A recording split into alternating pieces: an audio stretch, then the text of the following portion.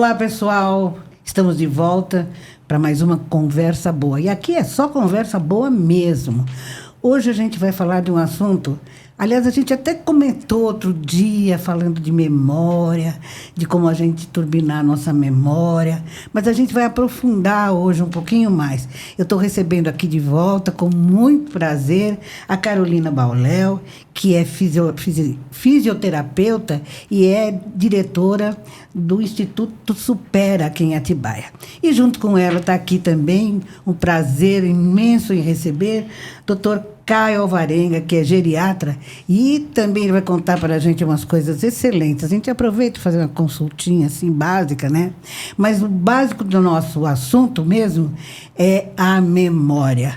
É uma coisa que incomoda todo mundo. A gente conversa com as pessoas ficam falando que a coisa que mais atrapalha a vida é o esquecimento. E eu começo aqui falando em esquecimento, começo com o Dr. Caio.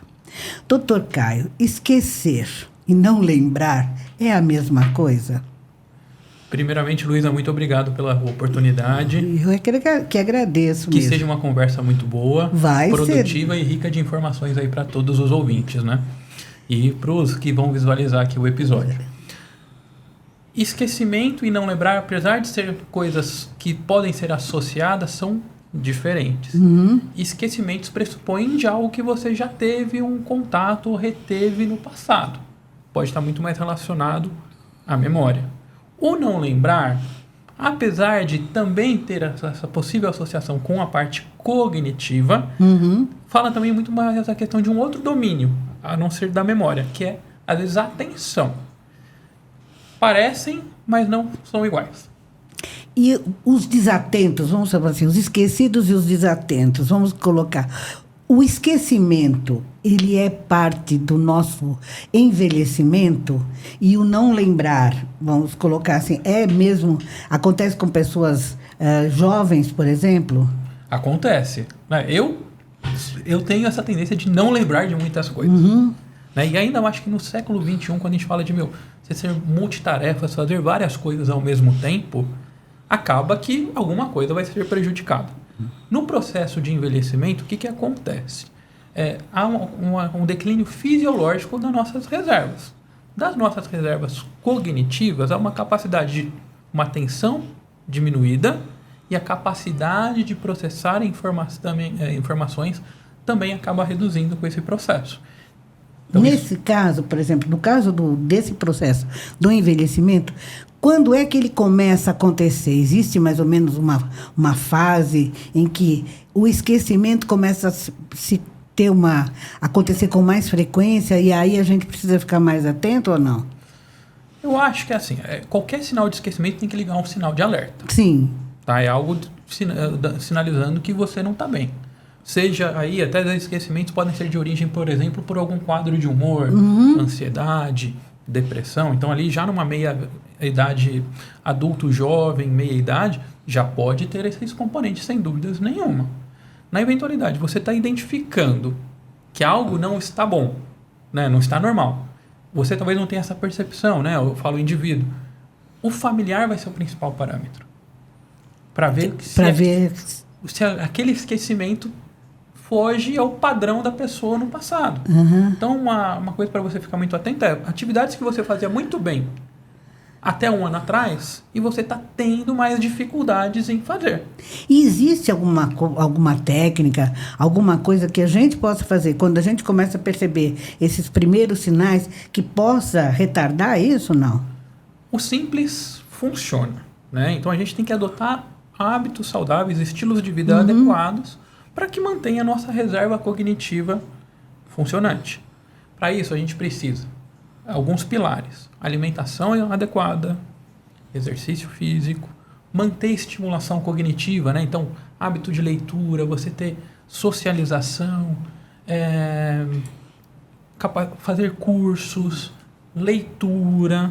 E também tem programas que ajudam nessa questão de estimulação cognitiva.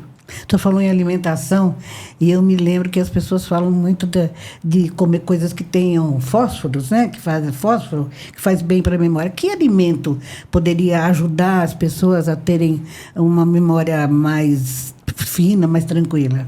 Na verdade, você ter um prato colorido na sua dieta ajuda você a ter todos os macro e micronutrientes necessários para a parte cognitiva.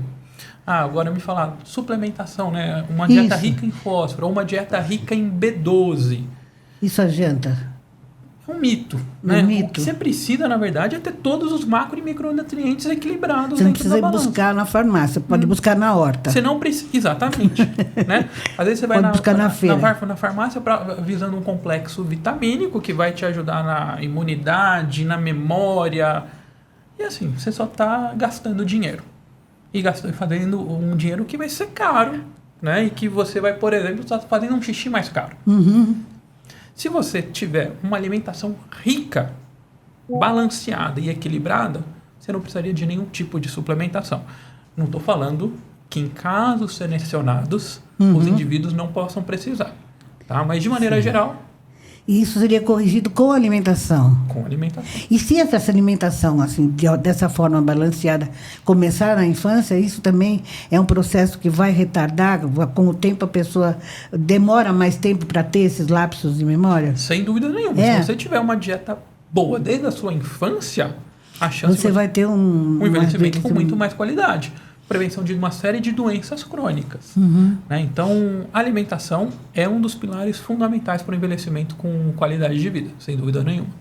Agora, eu converso muito com as pessoas, eu acho que é o mais engraçado, que acontece, acho que com todo mundo, independente da idade. Aquela coisa que você vai da sala para a cozinha, e chega lá, você fala, o que eu vim fazer aqui? E o que a gente faz? Eu, pelo menos, tenho a minha tática. Eu volto, né?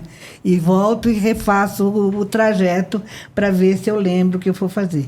E eu já conversei com muitas pessoas que fazem a mesma coisa. Refazer. Quando a gente tem esses esquecimentos, voltar e refazer o caminho, por exemplo, ajuda mesmo? Ajuda. E tem que lembrar que tem uma questão também, às vezes, da latência de memória. Então, às vezes, e aí pode ser uma questão do componente atencional que está prejudicada também. Né? Mas aí é o fato de você esquecer pequenas palavras, esquecer onde você ia, qual objeto, onde você guardou. O fato dele não vir de imediato, mas depois de um tempo você se recordar, isso é natural, é a latência de memória. Precisa sim, obviamente, ser analisado a cada caso. De preferência, procurar um especialista para avaliar com a aplicação de testes de domínios cognitivos. Mas essa tática que você usa te ajuda, sim, a instrumentalizar e manter sua mente ativa. Muitas vezes eu venho morrendo de rir, né? Porque eu falo, como é que eu vou esquecer isso, né? Eu conheço pessoas que fazem coisas absurdas, né? Eu não vou dizer quem é a pessoa, mas a pessoa sabe que eu vou falar dela, né? Que faz coisas assim, do tipo... esqueci fechar o carro com a chave dentro e achar que a chave estava em algum lugar. E aí revira a casa inteira e não acha a chave ficou dentro do carro, ou ficou no bolso, ou colocar a carteira em cima do carro e sair andando, não perceber que a carteira está em cima. Isso tudo tem a ver com o envelhecimento ou com a desatenção? Desatenção.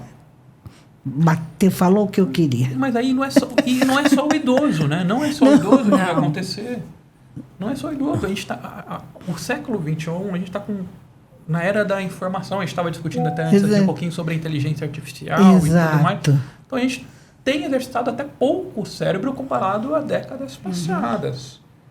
E aí, obesidade informacional, muito trabalho, a rotina atribulada, estresse crônico, pode sim estar atrapalhando na nossa... Aliás, falando em estresse crônico, o Brasil, se não me falha a memória, né, é o 4º país mais estressado do mundo, não é? E como é que a gente vive num país que cresce dia a dia, com esse estresse tão grande, que hoje não atinge só aos adultos ou os envelhecentes, mas atinge já as crianças, não é? A tela é uma... A tela prejudica mesmo muito? Prejudica. É. Em qualquer fase, né? Sim. Aí também hoje tem o celular, eu falo com propriedade, porque eu acabo usando muito também, e isso acaba, assim, é um estresse crônico. Eu recebo muita mensagem de pacientes constantemente no meu WhatsApp. Uhum. E isso vai gerando incômodos pequenos, né? São Paulo, trânsito 24 horas por dia, Nossa. 7 dias por semana. Estava lá 2 semanas atrás, estava na Zona Leste, fui fazer uma visita domiciliar. E aí fiquei 3 horas para andar um pequeno trajeto. Isso vai gerando estresse. Para quem vive lá naquela situação diariamente, é angustiante, né? E acho que a Carol pega clientes, né, ali no Supera com vários perfis. Sim, e a questão da memória é muito a questão da concentração. Então, hoje a gente não tem concentração, né, Luísa? A gente não tem foco. Nós temos uma informação extremamente rápida, que é essa informação, igual o Caio falou, do WhatsApp, do vídeo acelerado, e a gente não consegue manter a atenção. Então, quando você consegue treinar a sua atenção sustentada, você também é um caminho para a memória. Uhum. Então, a questão que você vai e refaz o caminho, você está voltando passo a passo para você ter mais atenção naquele caminho que você fez. Então, a grande questão da atenção também, ela influencia muito na ansiedade. E nós somos um país muito ansioso. Com certeza, né? E essa ansiedade é o que depois tem a questão do sono. Isso, Carol, vira um círculo vicioso. Sim, cada vez é uma bola de neve, né? Sim. E a gente vai alimentando, porque eu sou ansiosa. Então, eu vou utilizar o quê? Informações mais rápidas. Eu não vou sentar para ler um livro. Eu vou querer o WhatsApp no 2. Vídeo, entendeu? Né? A minha impaciência vai aumentar. Então, a pessoa está conversando comigo, eu já quero para o final da conversa. Então, a gente tem que entender que é tudo muito relacionado. A questão da memória é um campo muito importante, mas a questão da atenção sustentada é um caminho. Então, a criança que tem atenção, ela vai ter memória, ela vai ter armazenamento. E essa atenção também interfere nos campos da memória, né, Caio? Então, por exemplo, a memória de trabalho que é mais rápida, depois memória de longo prazo. Então, isso pode ocorrer, a questão da atenção de uma criança de 6 anos até um idoso. A gente percebe hoje, eu tenho uma neta de 8 anos, e a gente percebe que, por exemplo, quando ela vê vídeos, ela já quer logo que sim, é uma coisa que tem que ser rápida. E você vê os vídeos que fazem hoje para criança, para adolescente, são coisas muito rápidas. Você mal consegue acompanhar a fala das pessoas, né? E eles entendem perfeitamente. Eu falo, o que eles falaram? O que prende a atenção, né, até na rede social, são os primeiros 3 segundos. Ah, é? Aí fala até que por exemplo, a era dessas crianças estão vendo a era do Instagram, TikTok. Sim. Estão crescendo com essas mídias sociais. E são realmente vídeos mais curtos que fazem um entretenimento muito mais rápido. Porque aí a atenção da criança já dispersa. Só que imagina, você ficar constantemente nisso. Sim. Constantemente, todo dia. Vai chegar uma hora que a velocidade disso não tem fim, né? Aí descamba pro estresse. E pergunta para essa criança, o que você assistiu? O que você fez? Pergunta para esse idoso. Então, assim, é uma informação, como o Caio falou, rápida. Só que é uma informação que ela não vai para o campo de você interpretar essa informação. Então, hoje você fala para uma criança, um adolescente, um adulto, faz uma redação. Vai ter criatividade para escolher um tema. Ela tem dificuldade. Por quê? Porque ela não tem essa questão de manter a atenção numa atividade que ela não gosta. A internet é uma informação rápida, muito prazerosa e que me alimenta o quê, Luísa? Acho que é a grande questão. E o impacto disso, né? Porque o uso de tela também, ele impacta na questão dessa plasticidade do cérebro, que é a neuroplasticidade. Então, imagina uma criança que já está na tela, que começa esse estímulo com 1 ano. Quando ela for entrar na escola. Antes, né? Exatamente, na escola. Então, como que você quer que essa criança sente e tenha uma atenção durante 30 minutos, 40 minutos, 1 hora, sendo que ela já está naquela velocidade e muito de uma informação que ela não desenvolve o aprendizado.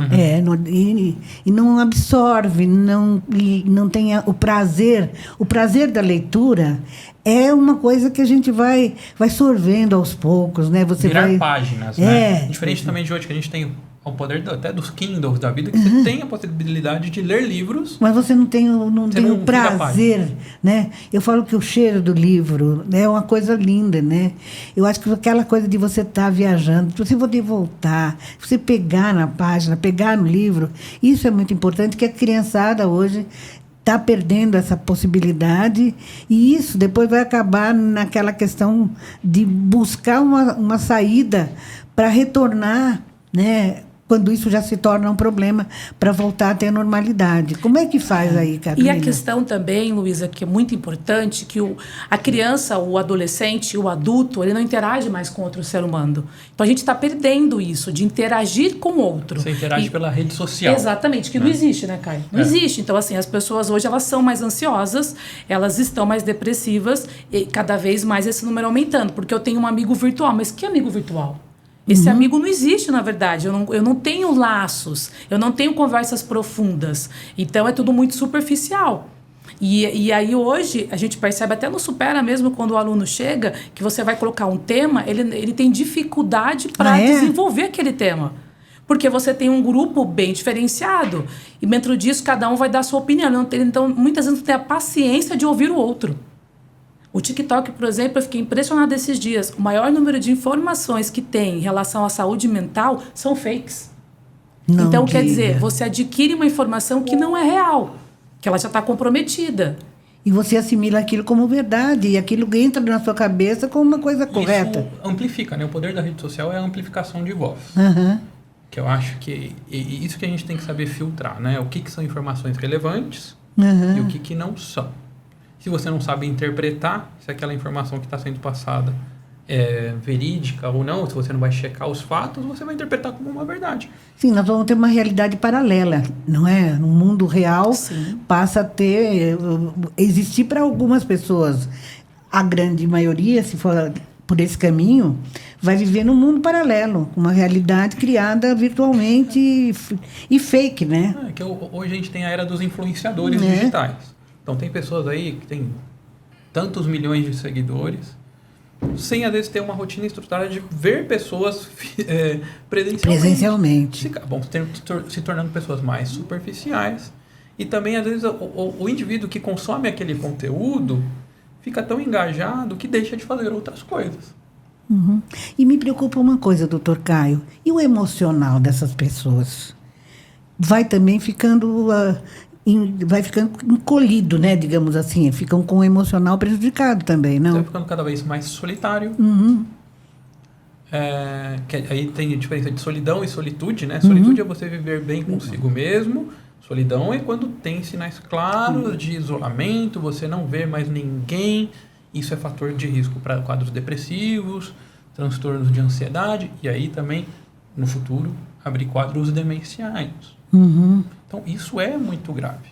A gente está vivendo uma epidemia silenciosa, né? Sim, as pessoas se isolaram, esse isolamento não só espontâneo, mas isolamento imposto, né? Imposto pela sociedade, pela família, muitas vezes, né? E a pessoa tem que conviver, às vezes, nem bem consigo mesmo, né? Porque nem todo mundo vai conviver bem, precisa desse convívio, né? E aí, como é que sai disso? Primeiro ponto, o familiar identificar que algo está fugindo da rotina, estou falando do idoso, né? Sim. Se o idoso não sai mais de casa, não tem mais interação, deixou de fazer atividades que ele gostava de fazer, é um ponto que tem que ligar um sinal de alerta. E precisa ser analisado com a maior brevidade possível. Uma forma de ajudar, primeira coisa, sair, estimular, ter uma rotina com ele, pequenos afazeres, rituais, por exemplo, de você comer junto, aí depois aos poucos, pai, mãe, vamos sair, vamos no mercado, vamos numa doceria, e aí também, obviamente, procurar um suporte médico. Suporte médico, né? Suporte médico e psicológico, né? Antigamente, eu ouvi isso alguma vez, que o geriatra deveria entrar na vida da gente não aos 50, mas aos 25. O senhor concorda? Eu costumo brincar que a gente está envelhecendo a partir do dia que a gente nasce. Sim. Né? teoricamente, as transformações mais acentuadas vão ocorrer ali após os 30, 35 anos. Certo. Então, quanto antes a gente começasse a ter um acompanhamento com o geriatra, melhor. Porque saúde, quando a gente fala, é saúde preventiva. Não é, a gente não vai cuidar da nossa saúde num leito de hospital. A gente vai cuidar do quadro agudo. Exato. Né? Mas a nossa saúde é reflexo das nossas escolhas. E a prevenção, sem dúvida nenhuma, é o melhor remédio. O geriatra ele é o médico que gerencia a saúde do idoso. Eu atuo em qualquer fase da vida do idoso. Seja na fase de orientação, seja na fase de acompanhamento de doenças comuns a esse processo de envelhecimento, e até numa fase mais final de vida, que é quando o paciente está entrando numa terminalidade, que entra mais aquela questão de definir prioridades. Que é a questão de, não sei se já ouviram falar, questão de cuidados paliativos. Certo. Né? Que é o cuidado mais adequado para aquele momento de vida. E também na prevenção. Também na prevenção. Eu atuo em todos os momentos. Porque me parece assim que tanto o geriatra como o psiquiatra, esses termos eram carregados de algum preconceito, né? Ah, só vou procurar um geriatra. Vou no geriatra, não estou velho, não é? Ou não vou no psiquiatra, não estou maluco, coisas desse tipo. Agora parece que as coisas começaram a caminhar de uma forma menos preconceituosa. Mas eu acredito que ainda há resistência das pessoas de chegarem, só vão procurar o geriatra quando a situação começa a ficar complexa, né? E o psiquiatra realmente, quando você vê que o estresse bateu fundo, aí você está com pânico, ansiedade e coisas mais graves, não é? Então, é essa desmistificação que eu acho que é importante a gente fazer aqui. Colocar o psiquiatra e o geriatra, principalmente agora no caso do geriatra, como o médico de prevenção de um problema que pode acontecer lá na frente, né? Exatamente. Assim, hoje eu atuo também com medicina do estilo de vida. Sim. Que interessante são isso. As ferramentas que a gente consegue trabalhar focando em cada um dos pilares essenciais para o envelhecimento saudável. E o médico de idoso é o geriatra. Não estou falando que não precise passar no cardiologista, não estou falando que não precisa passar no neurologista, mas a ideia é centralizar o cuidado e sim referenciar para os especialistas quando precisa. Tá? E não é tirar o trabalho deles, pelo contrário. Não, é saber valorizar quando necessário. Né? É um trabalho conjunto. É um conjunto. Agora, me diz uma coisa, doutor Caio, em que idade, mais ou menos, eu procuro encontrar no seu trabalho alguma solução para os problemas que eu vou enfrentar lá na frente? Por exemplo, o que o senhor diria para que as pessoas começassem além da alimentação que o senhor falou, da caminhada, de ter um estilo de vida, o que a gente pode agora colocar como dica, vamos dizer assim, para que a gente tenha um envelhecimento saudável? A gente sabe que a população está envelhecendo. Hoje a tecnologia da própria ciência está fazendo com que a gente viva mais. Sim. Como viver mais e viver melhor? Esse é o ponto, né? É acrescentar vida aos anos, não anos à vida. Exato. Por si só. Né? Mas, basicamente, para cada faixa etária vai ter exames de rotina, vamos falar dos exames de check-up, popular que a gente ouve por aí, que são pertinentes para cada momento. Tá? Então, é importante consultar regularmente o médico especialista e, a partir de rastreamento, identificar doenças que são mais comuns naquela faixa etária para orientar os exames. Essas doenças chamadas da terceira idade, da velhice, como Alzheimer, Parkinson, elas dão dicas assim, sei lá, com 40, 50 anos, que elas vão aparecer lá na frente ou não? Elas vêm, quando vêm, para arrasar mesmo? O que acontece? Às vezes você pode ter até um fator genético, por exemplo, de uma origem familiar. Você teve o seu avô, sua mãe, que teve o Alzheimer. Quer dizer que você vai desenvolver a doença? Não. 50% das demências são preveníveis. Olha, isso é bom. E com 14 fatores de risco modificáveis. Saiu um artigo, né, no Lancet no ano passado. Cita basicamente alimentação, atividade física, um sono adequado, evitar consumo de toxinas, né, álcool e cigarro, controle do colesterol, controle do diabetes, conexões, né, ver pessoas. Em São Paulo tem uma questão até de associação de poluição com reserva cognitiva. Então, olha, a poluição do ar pode estar contribuindo para déficits cognitivos. Déficits sensoriais, né? Então, visão e audição. podem também atrapalhar. Então, é isso que a gente tem que olhar com carinho, né? E estímulo cognitivo, né? Que aí tem o simples, né? Que você pode fazer por si próprio, e tem os programas como o Supera, que estímulo cognitivo é aqui com a Carolina. Carolina, a gente falou da outra vez que você veio aqui, você deu umas dicas muito interessantes, que muita gente me falou, quando a Carolina vier, fala para ela falar mais de coisas que você falou, do andar para trás, escovar o dente. A neuróbica, né, Luísa? E eu queria realmente falar para você contar aqui para a gente mais algumas coisinhas que você pode dizer que podem ajudar as pessoas, não é? Não isentando o fato de você ter um instituto maravilhoso que pode ajudar as pessoas a corrigirem e a evitarem problemas futuros. O que você pode dizer mais para a gente? A grande questão é a gente ter atividades que elas possam ser novas, variadas, com desafio crescente.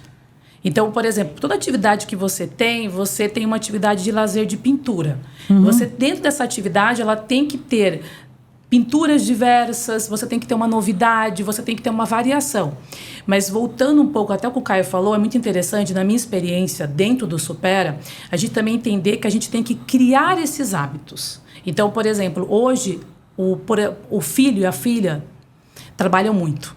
E a gente também não consegue, muitas vezes, dar essa atenção que o Caio falou. Então, o que você tem que olhar para essa pessoa que está envelhecendo? Você tem que ali, dentro, claro, ela vai estar bem, saudável, ela consegue ir e vir atividades. Estimulação cognitiva, uma estimulação com uma atividade física, ela se alimenta bem e ela vai criar esse hábito. Porque essa questão da disciplina ao envelhecer ela é mais difícil.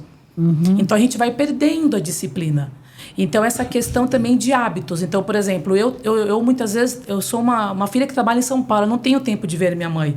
Minha mãe, a gente tem viúva, enfim. E o que eu vou fazer? Eu vou orientar. Então, eu vou deixar organizadas as atividades que eu sei que onde ela vai ter estímulos variados. O que você faz, por exemplo? A atividade cognitiva, ela é muito importante. Você tem a leitura, você tem a escrita. A neuróbica que eu falei para vocês é você, por exemplo, exercitar a mão oposta. Então, a gente tem que ter jogos de tabuleiro, que a gente falou um pouco, lembra? Sim. A questão até... A gente usa o Soroban, que é um instrumento de cálculo, para desenvolver o nível de concentração que eu falei. Então, por exemplo, cálculos, palavra cruzada, a gente tem Sudoku, Hitori, que são exercícios orientais para você desenvolver essa questão da lógica. Porque a gente não usa muito, né? Essa questão do ir e vir. Então, por exemplo, a questão da concentração eu faço uma caminhada, eu presto atenção onde eu estou andando, eu estou presente ali, então eu posso fazer caminhos diferentes. Entendi. Eu posso, de repente, calcular o tempo que eu caminho. Então, tudo isso a gente entra dentro de uma novidade, uma variação e justamente o desafio crescente, porque senão fica sem graça. Então, se o pessoal falar, cara, eu faço tanto palavra cruzada, mas que nível? Eu sempre faço, que eu ganho. Então, não tem desafio, né? Esse que é um ponto. Porque às vezes chega e fala, doutor, ele estimula, ele só faz palavras cruzadas ou o jogo da força. Tá, mas é um domínio isolado e você vai estar... limitado também. Limitado. Você não vai estar estimulando o resto. Então, eu falo, você não está estimulando nada. Você precisa de outros domínios, outras atividades, outras rotinas que precisam ser inseridas para realmente ter essa estimulação cognitiva. A gente fala muito de atividade física, mas também na terceira idade, a parte motora, a parte física fica também um pouco mais lenta, prejudicada. Quando você tem, por exemplo, dificuldade de caminhar, dificuldade de fazer exercício, o cérebro também acompanha. Se você não movimenta o seu corpo, o seu cérebro também recebe essa influência, vai paralisando? Sem dúvida não pode compensar? E por isso que você, mesmo que você tenha algum componente de uma limitação motora, você tem que estar sempre em constante movimento. Acho que a dica principal aqui é exercício é vida. E precisa ser feito em cada momento da vida. Obviamente, talvez nessa fase que tem uma limitação motora, você vai ter que adequar o tipo de exercício mais adequado. Mas sempre fazendo alguma coisa. Sempre fazendo. E é isso que vai garantir que o seu cérebro também esteja estimulado. Tem estudos científicos apontando da importância da atividade física como instrumentos de estimulação cognitiva. Que interessante. Sim, e a questão de ser sedentário. E o sedentário, na verdade, a gente tem alunos que são cadeirantes, a gente tem alunos que já têm a questão dessa dificuldade do andar, mas estão estimulando aqui. Então, você tem a coordenação motora fina. Então, assim, você tem outros, né? O campo do cérebro é muito extenso. Então, a gente tem áreas que a gente deve estimular até para a gente poder manter essas Quando funções. a pessoa é cadeirante, Carolina, o que tipo de exercício ela faz para estimular o cérebro? E que isso pode, mesmo que o físico não acompanhe. Na verdade, assim, quando a gente estimula o cérebro com uma variação, como são 6 ferramentas do Supera, Luísa, a gente está estimulando a base da concentração, da paciência, a base também da lógica, a base até da sua compreensão corporal. Então, você deve estimular. É porque, assim, a gente também coloca... O envelhecimento é um processo difícil. Não é um processo fácil. E muitas vezes a gente não tem essa flexibilidade. A gente não olha para o que a gente tem. Eu percebo que o idoso, ele olha muito para trás. A gente vive muito no passado. Melancolia. Exatamente. Mas eu não tenho essa mesma mobilidade, Carol. Mas o que você tem hoje? O que a gente pode fazer agora? E hoje tem muito recurso, né, Caio? O Caio, ele sabe disso. Então, hoje a gente tem... Você vê, o Supera o estímulo há 21 anos. Mas hoje você abre a internet, você tem outras atividades que também você pode estimular. Mas, de repente, está faltando o quê? Esse olhar mais amplo. Porque a gente vai fechando. E vai fechando por quê? Porque não convive com pessoas, Luísa. Então, por exemplo, conversando com você, a gente vai ter várias ideias, vai conhecer pessoas, vai ter assuntos diferentes aqui. Mas aí eu me fecho. Então, eu fico melancólico com aquele rancor e aí o mundo é cinza. Eu percebo assim que as pessoas que começam a ter alguma limitação em função da sua idade, elas vão se fechando, vão entrando assim como se fosse num casulo, né? E isso não procuram mais outras pessoas porque elas não acompanham, né? Não podem sair, ter a mesma atividade que umas pessoas mais jovens. Então, isso também vai fazendo elas ficarem mais presas em si mesmo, né? E começa a ter perdas, né, nessa fase. Que é perda de amigos, perda dos cônjuges, perda dos irmãos. E isso também é fator que gera um incômodo, né? Sim. E fala da proximidade teórica da finitude. Cada dia que a gente... Sim, isso é uma coisa, né? Fim todos vamos ter, no internet não se sabe quando. Mas lidar com essa possibilidade da finitude, com a aproximação dela, é também um exercício de cognição, de você entender e se preparar para isso. E de flexibilidade, e de livros que você tem, de profissionais que você pode ter. Por exemplo, a gente recebe o número de viúvas, e dentro daquilo essa pessoa viveu 40 anos. Então, assim, ela se perde hoje, mas ela vai ter que reconstruir uma rotina. Sim. E essa rotina, ela existe, ou até o cérebro luto, existe até são livros que falam sobre isso. Então, ela vai ter que ter... Quanto mais ela exercitar o cérebro, mais ela vai conseguir ter novas conexões. Ela vai criar novos hábitos, Luísa. Aquele hábito com aquele ente querido eu não vou ter, mas eu posso criar com outras pessoas. E é um fator de risco. E não é uma traição com aquele ente querido, né? Porque muitas vezes a pessoa acha isso. Exatamente. Ela acha que se ela tiver uma vida, voltar a viver, ela vai de alguma forma estar traindo a memória daquela pessoa que se foi, não é isso? E na verdade você precisa que a vida continue. Exato. Né? Porque se a vida não continuar, aí sim é um fator de risco. Eu tenho inúmeros pacientes que perderam familiares e evoluíram para um quadro demencial. Sim, porque aí se fecharam, né? Se fecharam. Que coisa, né? E a dor também afasta. Mas a questão que você falou da punição é uma questão que eu preciso sofrer para valer, né, o luto. E não é assim. E a questão da prevenção é o que você quer para você e para o outro. Porque se você tiver um quadro demencial, alguém vai ter que parar a sua vida. Quem que você vai querer que pare? Ou você quer que seu filho, sua filha, enfim, as pessoas que estão próximas de você continuem a vida. E é muito triste isso, Caio, eu vejo isso. E quando a gente olha para 50%, a gente fica feliz, a gente que trabalha nessa área. Mas, ao mesmo tempo, a gente fica, poxa, e por que a gente não olha para isso? Por que a gente não começa hoje a nossa mudança? E são fatores simples, como o Caio falou, não é uma coisa complexa. Sim. Só que tem que ter disciplina. Nós somos responsáveis pela nossa saúde. Nós como indivíduos. Não é o médico que você está indo procurar um milagre. Ele vai fazer. Ninguém vai fazer um milagre. Nós somos responsáveis por nossas escolhas. Exato. Né? E aí vem os hábitos. Os hábitos vêm do nosso subconsciente. A gente vai incorporando muitos hábitos. Seja os saudáveis, seja os não saudáveis. A partir do momento que eu preciso desenvolver um hábito, eu preciso ter a consciência de que eu preciso implementá-lo. Né? E é possível a gente mudar o hábito em qualquer fase da nossa vida. Eu acho que isso é uma questão falando nas escolhas, a escolha tem que ser sempre a escolha melhor do momento, né? Eu não posso escolher aquilo que eu vivia há 20 anos atrás e não está mais presente aqui, nem o que eu não sei se vou viver lá na frente. Exato. São as escolhas possíveis no momento presente, né? Velho é o jovem que deu certo. Certo, com certeza. Isso é muito estimulante. Isso é bonito isso. É bonito, eu né? gosto disso. Mas existem muitos mitos da velhice, não tem? Existe muito mito sobre o cérebro, por exemplo, que eles, às vezes... o cérebro do homem e da mulher de sexo feminino e masculino são diferentes. Não é são. A mesma coisa. A gente usa Todo mundo tem o tico e o teco, ali igual, né? Tem a mesma anatomia. Ninguém tem tico, o teco e mais alguém, não. A questão eu só uso 10% do meu cérebro. Não, você usa, o seu cérebro funciona, todas as funções, elas estão funcionando ao mesmo tempo. Então, não tem só uma porcentagem específica. E a questão também... eu acho que o Caio deve ter a questão da parte também educacional. Então, por exemplo, eu estudei pouco, isso eu escuto muito. Caio, você não teve oportunidade de estudar, então eu não tenho graduação, eu posso estimular? Você deve mais, como todo mundo, mas a baixa escolaridade ela é um dos fatores também para a quadra demencial. Verdade.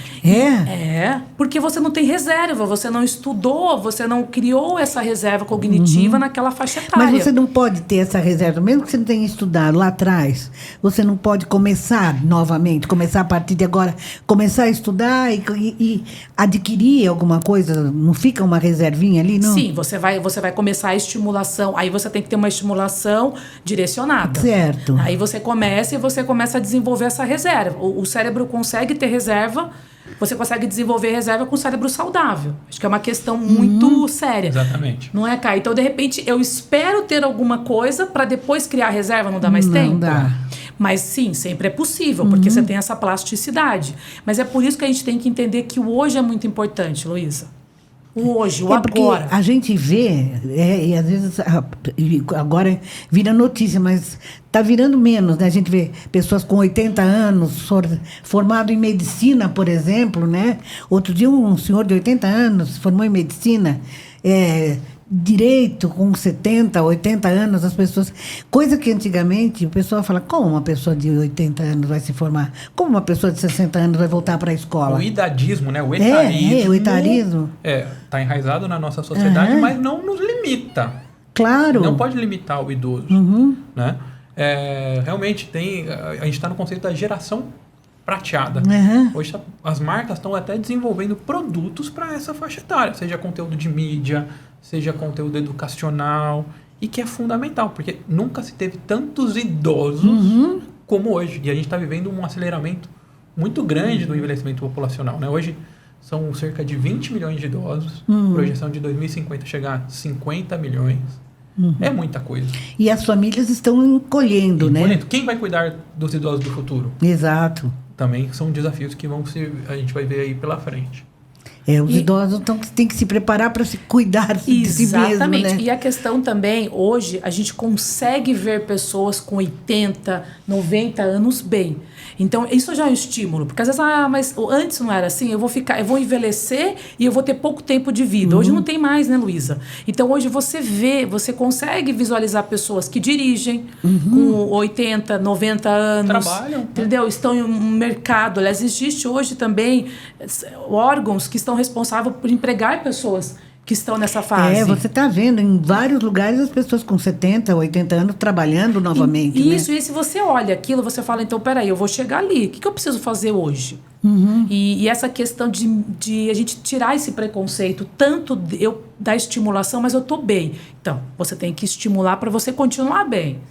Para você manter o que você tem. Porque quando você perde, aí vai ser um processo que a gente vai trabalhar, só que vai ser um processo mais lento, que vai exigir mais paciência. E aí, Carolina, nesse caso, que caminho a gente traça para não chegar nesse processo mais lento? A gente precisa exercitar. A gente precisa entrar primeiro com os fatores que o Caio falou, que são inegociáveis, a questão da alimentação, a atividade física, o sono também, a estimulação cognitiva e a interação social. Então, são 5 fatores que eu tenho que ter na minha vida. E eu preciso estimular. Então, eu preciso ter atividade física constante e eu preciso ter uma estimulação cognitiva constante. E aí, se você tem oportunidade, você tem oficinas de memória, de repente, que você pode ter próximo do seu bairro, você tem jogos. Então, você tem que desenvolver uma atividade. E tem uma coisa, a gente, de repente, o sexo masculino tem isso também. Ele se aposenta e ele não tem o hábito de ler. Perde o sentido, né? E aí ele fala, eu não trabalho, eu também não vou fazer essa atividade aqui de jogo de tabuleiro que eu não tenho interesse, nunca tive, mas tem estimulação. Então o sexo masculino também, ele tem uma perda muito grande porque ele não se previne. Porque eu não preciso, eu estou bem. E até para ele falar. Então quem leva esse aluno é a esposa e a filha.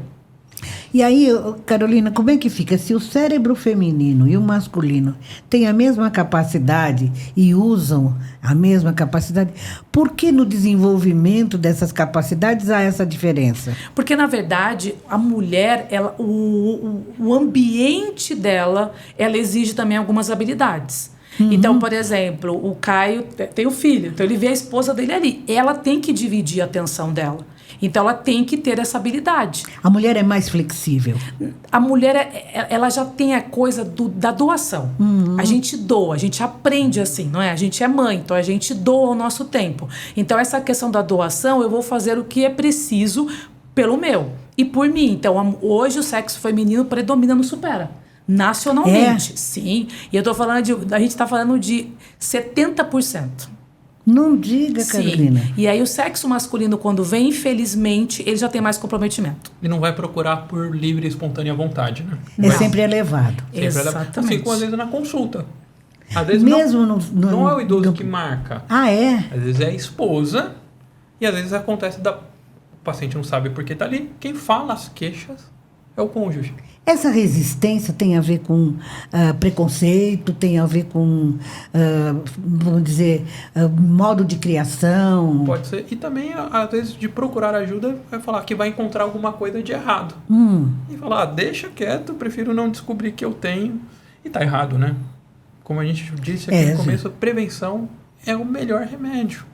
É uma questão de se enganar, né? Mas isso é muito sério, o Caio falou, porque assim, eu recebo pessoas, não, mas eu não ia ver, eu não vou no neuro, eu não vou no geriatra porque eu vou encontrar. Não, o que você tiver, que bom que você encontra. É aquele negócio do quem procura acha, exatamente. Né? Então, assim... que bom que acha. Exatamente. E que bom que tem profissional para resolver. Que bom que você consegue ter medicamentos. Mas, assim, a prevenção ainda é um campo que a gente não sentiu a dor. Acho que a questão é essa também. Então, você tem que sentir a dor para você poder correr. E a gente não precisa disso. Não. Né, Luísa? A gente não pode... precisa sofrer para correr. Você vê, essa informação aqui é uma informação que todo mundo vai ter acesso. Está no YouTube, então todo mundo vai ter acesso a isso.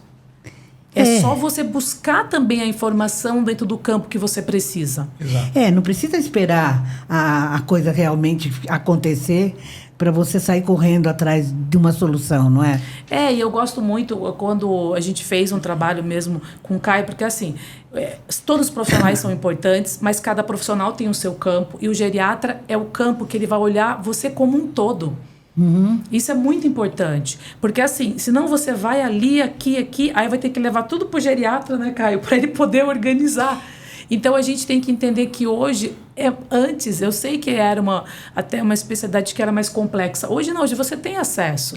No caso de vocês, tanto o geriatra com o Supera, há uma parceria? Como é que é essa parceria, esse entrosamento? Então, na verdade foi assim, o Caio recebeu alguns alunos do Supera, e aí ele achou interessante, foi até o Supera, conheceu, e aí eu falei, vamos unir isso, porque o médico, ele tem que ter também informação que existe estímulo hoje no Brasil, comprovação científica, que é um estímulo que você pode fazer e deve fazer. Então, juntou.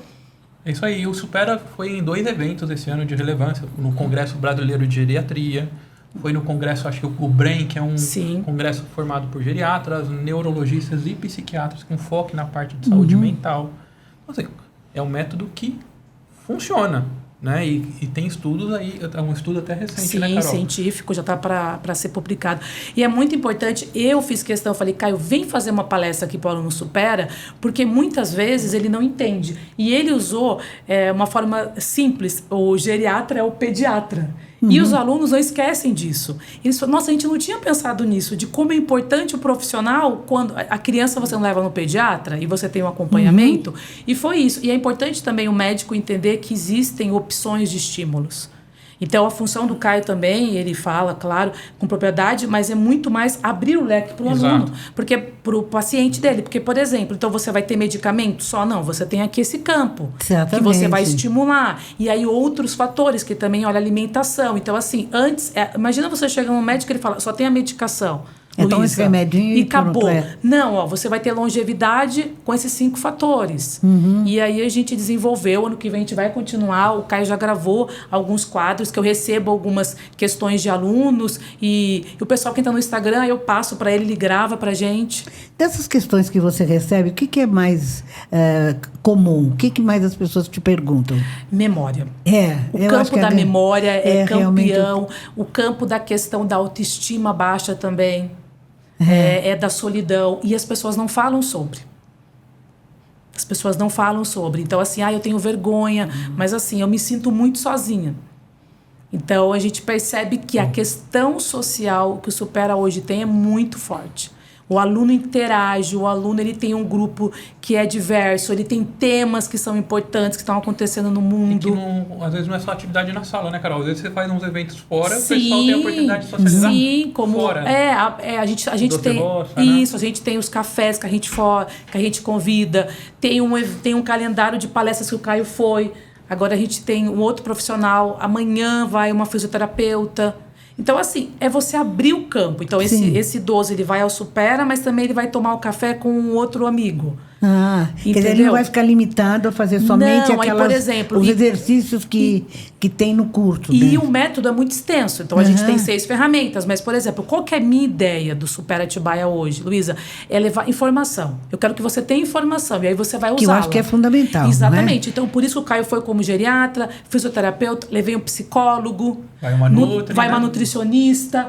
Entendeu? Então, a gente vai fechar o ano com a nutricionista. Então, assim, a gente teve um outro profissional. Então, assim, a gente vai abrindo esse leque. Eu vou trazer conhecimento. Então, imagina que legal. No final, você vai ter a questão física, a questão cognitiva e a questão também psicológica, que é importante. Vai abrindo o leque e as pessoas vão vendo que não adianta se isolar. Quanto mais ela tiver participante, mais ela tem ganho, né? Isso, eu acho que é muito importante entender qual é o grupo da atividade que você participa. Porque você vai estudar com adolescente? Então, por exemplo, hoje, de repente, na sua família, a sua filha está na rotina dela, com os filhos pequenos. Ela não vai ter tempo para desenvolver ou para ver uma atividade que você goste. Mas você está num grupo específico, com a mesma faixa etária, a gente tem as mesmas dores, muitas vezes, só que a gente consegue ampliar o meu olhar. Isso. Então, ali eu consigo me identificar com o outro também, né? É importante isso. Olha, é fundamental. Olha que coisa interessante. Eu acho que você que está me vendo aí está se identificando com muitas das coisas que a gente está comentando aqui, não é? Eu acho que é importante você buscar um caminho, né? Se encontrar e achar ali, naquele lugar, um lugar onde você pode ser você interagindo com outras pessoas. Sem ficar lá num canto isolado, convivendo somente com as suas lembranças. As lembranças são boas, mas elas não são únicas, né? Exatamente. Não é? Eu queria perguntar uma coisa, doutor Caio, que me ocorreu agora. O senhor falou de congressos. Hoje, os congressos na área de geriatria, eles têm focado no quê? Qual é o principal enfoque dos congressos? As evoluções da ciência, nesse caso, como é que está? São atualizações nas certo. mais diversos cenários. Estou falando da geriatria. Certo. Né? É diferente de uma especialidade específica, por exemplo, neurologia ou cardiologia, que vão focar num sistema. Sim, então, no caso da geriatria... Geriatria você vê atializações de todas as áreas. Né? Então, um pouquinho de atualização de cardiologia, atualização de doenças pulmonares. Também meios de atividades, até porque o Congresso de Geriatria e Gerontologia. Certo. Então, também são profissionais que não são médicos, certo. Né? Então, tem até atualizações nessa área. Então, assim, a oportunidade muito rica de troca de conhecimento. Não apareceu nenhum Ponce de Leão lá, né? Para dizer, acharam a fonte da juventude? Ainda não. A gente até tem uma série no Netflix que aí é um bilionário, um americano que tem 45 anos e tá querendo prolongar, ser o homem assim, mais longevo do mundo. Ele tem muito recurso, tá? Assim, faz uma rotina muito louca, né? E até que ponto isso vale a pena, né? Acho que no fim das contas você precisa ter uma vida com qualidade de vida. Pelo tempo de vida que você possa vir a ter. Obviamente, a ciência contribui muito para esse processo. Mas eu acho que essa obstinação para querer, às vezes até brincar um pouquinho de Deus, né? Não é o principal, né? Deixa a vida me levar, não é?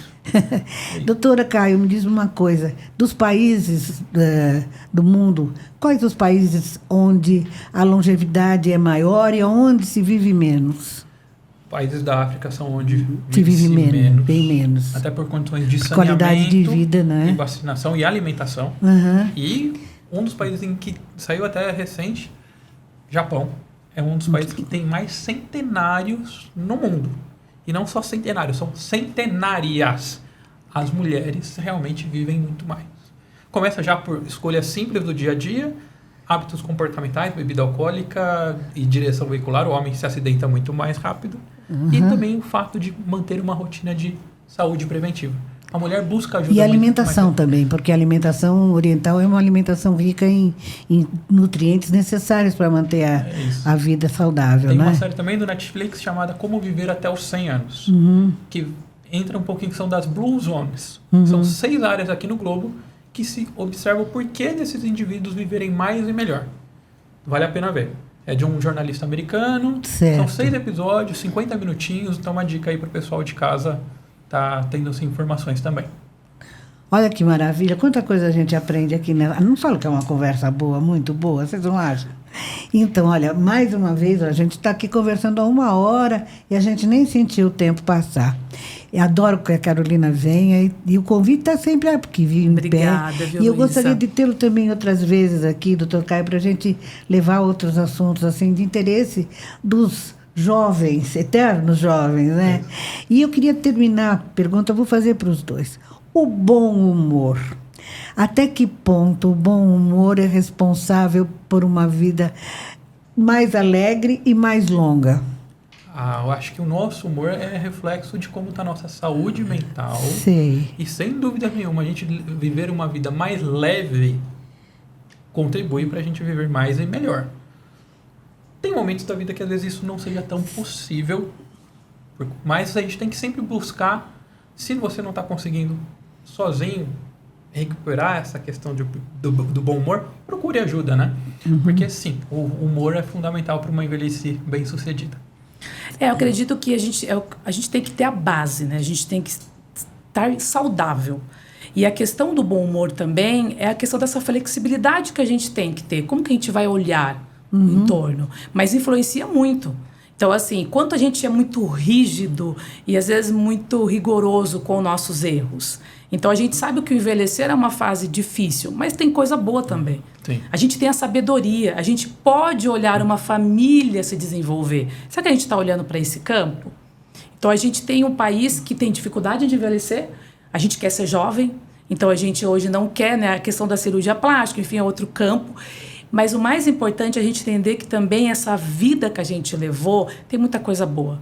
Né, Luísa? A gente tem que olhar para isso e aí quando a gente olha para os nossos também que a gente ama, a gente tem mais vontade de viver. E com a ajuda de pessoas como vocês, profissionais com esse gabarito, fica mais fácil também, né? Obrigada. Viu? Eu quero agradecer mais uma vez e agradecer mesmo de coração a presença de vocês. Carolina, muito obrigada mais uma vez pela sua boa vontade, disponibilidade. Doutor Caio, muito obrigada. Eu sei que o senhor teve que mexer lá na sua agenda, ajeitar aqui e ali para estar aqui com a gente. E olha, muito, muito mesmo, muito obrigada. E eu espero ter outras vezes o senhor aqui para conversar com a gente. Será um prazer. Obrigado, Luísa. Obrigado, Carol. Foi uma conversa muito boa. Muito obrigada. Obrigada, Luísa. A gente volta, assim, acho que o mais importante é que as pessoas tenham informação. É isso aí. Olha aí, e a gente se vê, hein?